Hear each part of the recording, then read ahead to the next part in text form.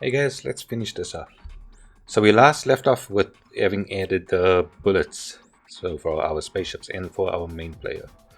So just to double check that, if you press play, space is to shoot, and we see that our player isn't being destroyed and we need to add our user interface in. So let's stop that.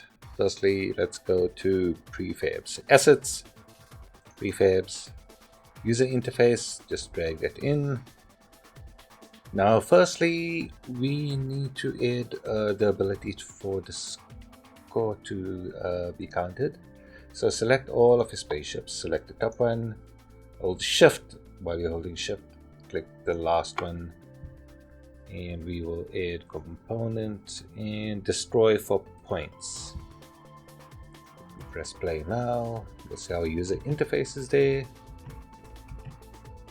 And when we shoot the ships, our score is ticking up. Okay. Now the next thing is to add the ability for our ship to be destroyed.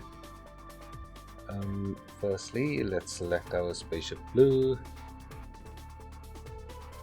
I'm going to add a health system attribute to this. 3. And let's see what happens here. Okay, our health is going down. And go came over. If we press play again. Okay, just double checking that the score is working fine. Okay, I think that's it for this game. That was a nice quick one. And going forward, I am going to look at using Bolt. So I have not used Bolt before. Bolt is going to be part of Unity going forward, but they are going to rewrite it. So I was planning on only getting to that once they've started rewriting, but